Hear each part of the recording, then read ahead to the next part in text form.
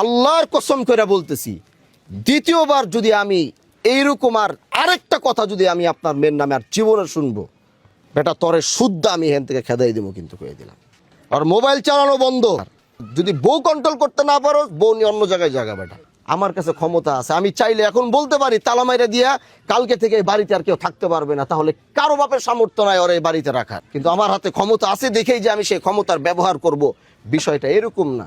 ওর শাস্তি হবে 5 ওয়াক্ত নামাজ জামাতের সাথে পড়তে হবে, ফজর সহ।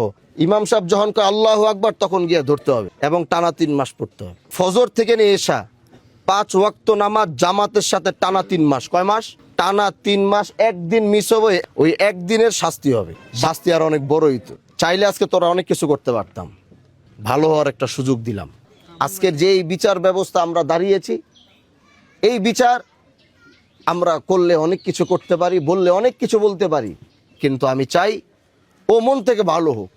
আমি অন্যায়ভাবে আমি আমার ক্ষমতা আছে বলে আমি এখন সব করে ফেলবো, সেটা আমি প্রকৃতভাবে ওর এমন একজন সন্তান দেখতে চাই আগামীতে। আজকে যারা ওর নামে এই বিচার দিছে এবং ও এটা উপলব্ধি করার পরে, আমি ওর এরকম সন্তান দেখতে চাই আগামী 3 মাস পরে এলাকার মানুষ গিয়ে বলবে যে ভাই আজকে দেখিও ভালো হয়ে গেছে, 5 ওয়াক্ত নামাজ জামাতের সাথে পড়তেছে, মানুষের সাথে ভালো ব্যবহার করতেছে, ওর পুরো চরিত্র সবকিছু পরিবর্তন হয়েছে। আমি এরকম ওরে দেখতে চাই।